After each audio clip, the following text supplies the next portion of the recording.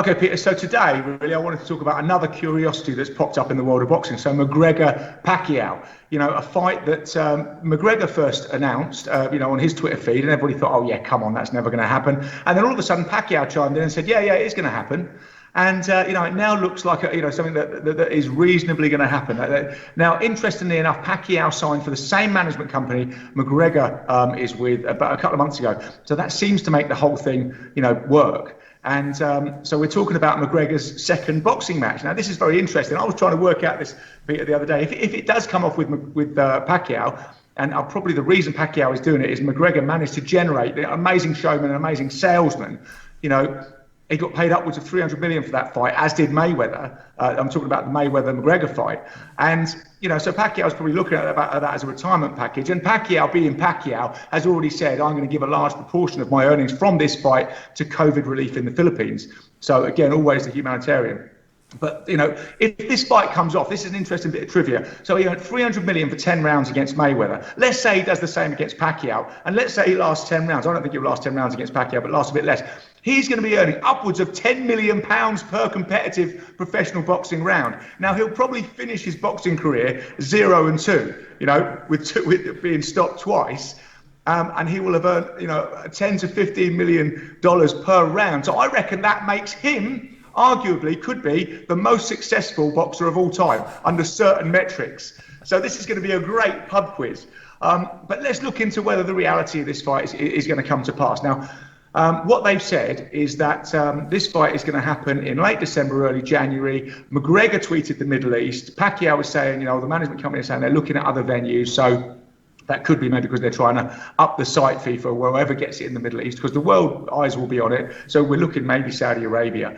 But I think the likelihood is quite likely that it will happen. I know it'll upset the boxing purists.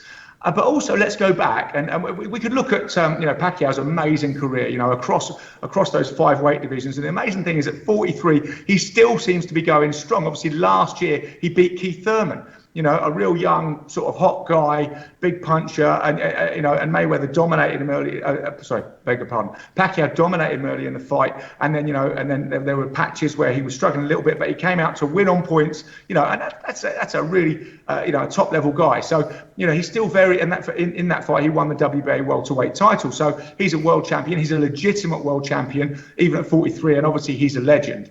Now, if we look back at McGregor's boxing career, we know all about his MMA career and the 2-weight world champion, all that sort of thing. But, and this is going to upset some of the boxing brethren here. I don't think he did too badly in the Mayweather fight. There seems to be a sort of thing going around now that, Mayweather carried him and, all that sort of thing. I don't think he did, really. I mean, I think what happened is Mayweather was 40 years old. He'd been off for 2.5 years. He came back for that fight for the money, thought it was going to be an easy night. Obviously, I think McGregor did quite well. McGregor worked out, he's a bigger guy, he's a longer guy. He thought, keep this long. And you've got to remember, Floyd is a counterpuncher. Floyd likes to sit back, let you make your moves, and he picks you off. And he's superlative at it, probably the best that's ever done it.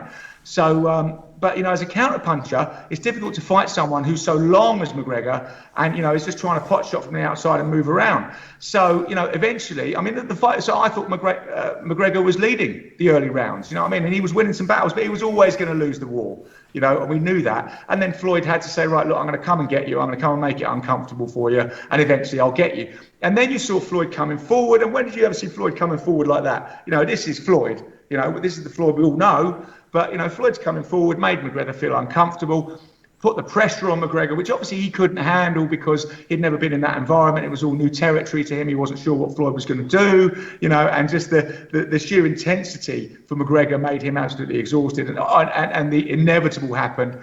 Floyd walked him down and stopped him in the 10th round. But I don't think it was a bad performance for his first fight. Going in with Pacquiao, it's going to be a slightly different kettle of fish. Pacquiao's an aggressive fighter, come forward fighter. So Pacquiao will come out of the blocks looking for McGregor.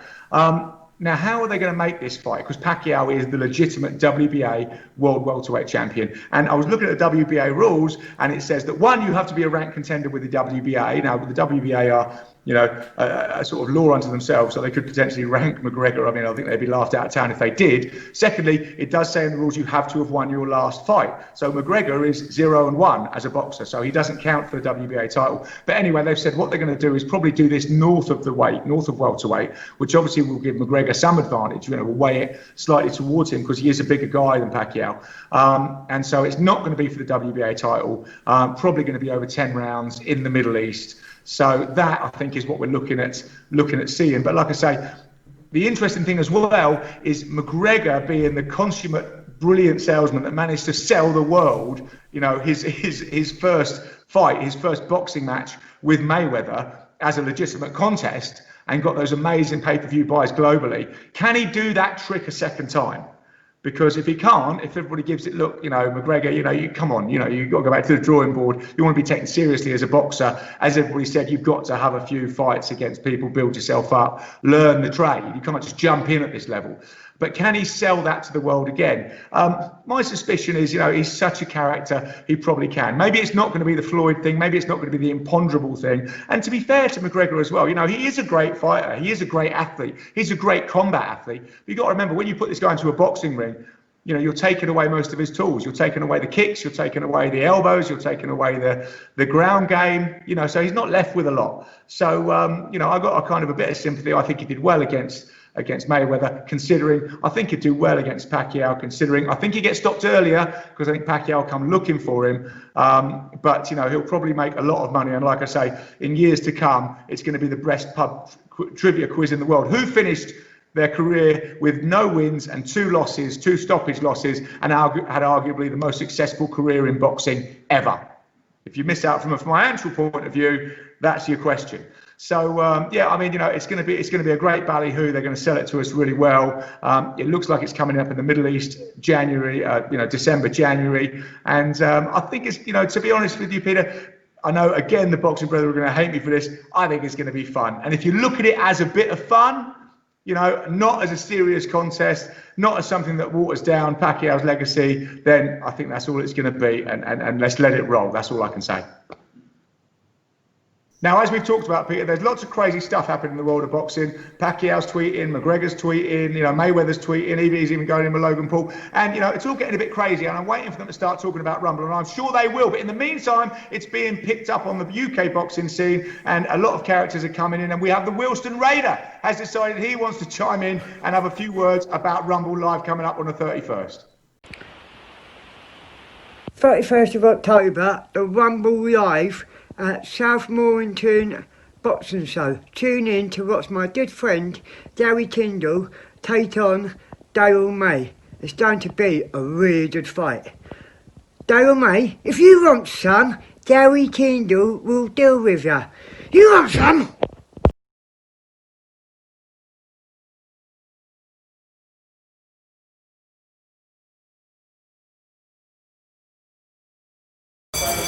Right, so yeah, just a bit of a training update. I think we're 4 or 5 weeks in.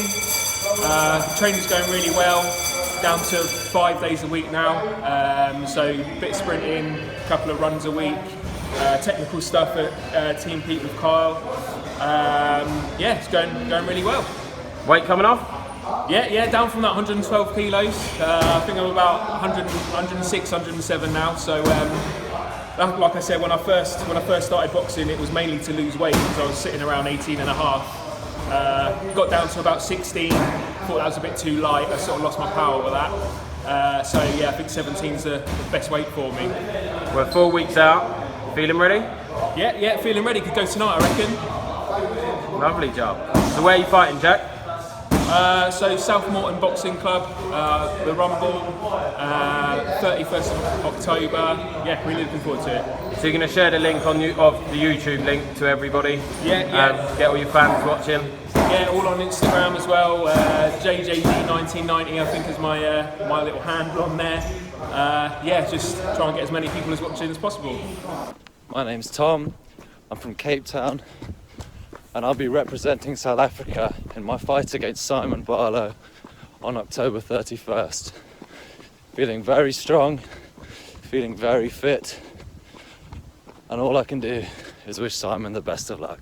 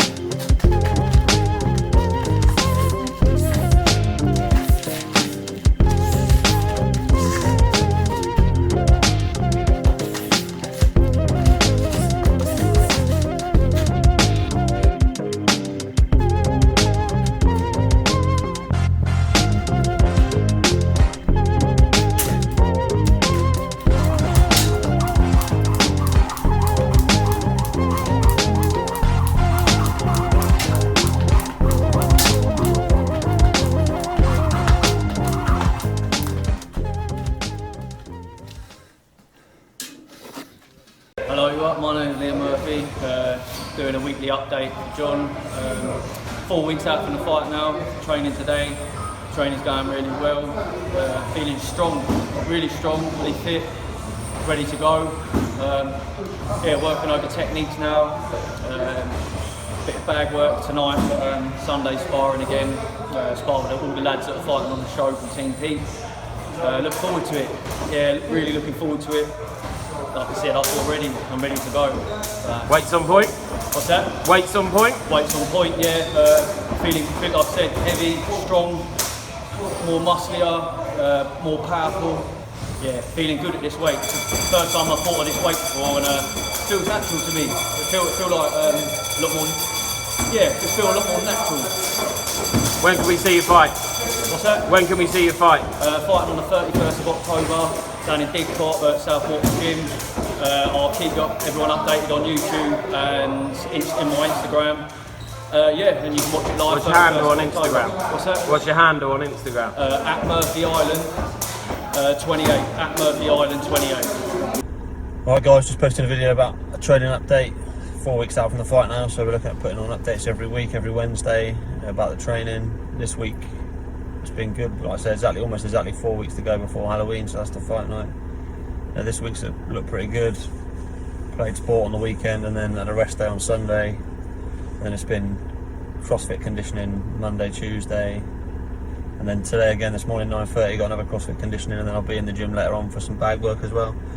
So CrossFit conditioning class down at the Athlete Centre in Didcot, that's where I train, do most of my training, and then into my sparring down at CMA and Team Pete Basingstoke, which has been going really well. Missed Sunday because of work, but I'm back in again at this week, and then I'll probably have four more weeks down there, all the way through till the fight. Really looking forward to it now. Just building up the training, and then I'll be tapering it off sort of on a Wednesday towards the end of the fight. But obviously I'll speak to you next week anyway. Looking like it's going to be a good fight. I know George is training hard. You know, diet's going well, coming off nicely. I've only got to make 90 kilos pretty much for cruiserweight. That's what the cruiserweight title's up for, me and George Pickett. I'm about 93 and a half, 94 now, so I'm going to keep that on for another week or so, and then just start tapering down the food. It's an easy weight cut for me. I used to making weight cuts a lot bigger than that, so it's going to be good. Feel energised for the fight. And like I say, 9:30 this morning, at the Athlete Centre did CrossFit conditioning, and then I'll be in the gym again later on today, and then moving into the working week, so it's going to be good. Just balancing the gym around shift work and all that. Usual for me, so it's going to be good. Looking forward to it. I know George is training hard and dieting hard, hopefully, and I'm looking forward to the fight. So a little weekly update on me fighting Grant Barber, the policeman. He's been training between shift work, being a policeman. It's been interesting viewing, that's for sure. So with them videos coming out, it's been a bit of a giggle for me. I've been training really hard through lockdown personally, put on a bit of size, kept fit. Then I've seen his videos come out, so I've decided to have a week off. So cheers, Grant. So having a week off, bit of relaxing, chilling out, off to London tomorrow for a few days. Then be back to it after that, but it's not anything really to worry about. Beaten him twice already. Who do you think he is, really? I'm just looking forward to the fight. You know, who doesn't want to punch a policeman? Seriously, he's a lovely bloke though. He's a lovely bloke. He's a nice lad.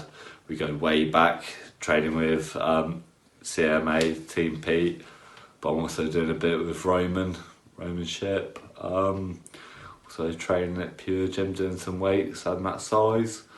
Just can't wait, but just going to enjoy my week off really. Sound. Hi guys, thanks Stribling. First diary video training, well, supposed to be training video diary, 5 weeks out to the fight, but unfortunately for me this week no training. I've had an infection from on antibiotics. I've been quite poorly this week. I can't really walk properly or anything like that, so obviously no good for boxing. A bit disappointing. Sort of got a bit of energy to use up and can't do anything with it, but resting up. Hopefully be back at it once the antibiotics have run their course. So I'm on that till Monday, so hopefully I'll be back in. But 100% still up for the fight, of course. Looking forward to it. Like I said, 5 weeks out. Looking forward to getting in there, and still looking forward to going to war with Ben Rodriguez. Take care, guys. Bye bye.